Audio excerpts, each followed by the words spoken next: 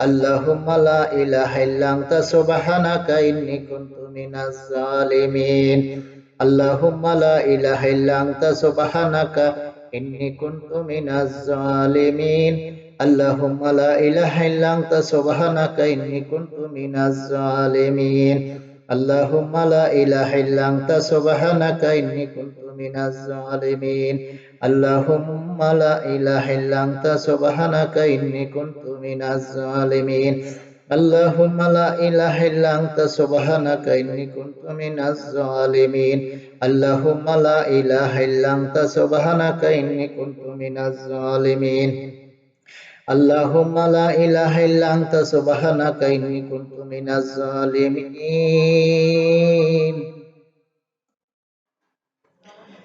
اللهم لا إله إلا أنت سبحانك إني كنت من الظالمين اللهم لا إله إلا أنت سبحانك إني كنت من الظالمين اللهم لا إله إلا أنت سبحانك إني كنت من الظالمين اللهم لا إله إلا أنت سبحانك إني كنت من الظالمين اللهم لا إله إلا أنت سبحانك إني كنت من الظالمين اللهم لا إله إلا أنت سبحانك إني كنت من الظالمين اللهم لا إله إلا أنت سبحانك إني كنت من الظالمين اللهم لا إله إلا أنت سبحانك إني كنت من الظالمين اللهم لا إله إلا أنت سبحانك إني كنت من الظالمين اللهم لا إله إلا أنت سبحانك إني كنت من الظالمين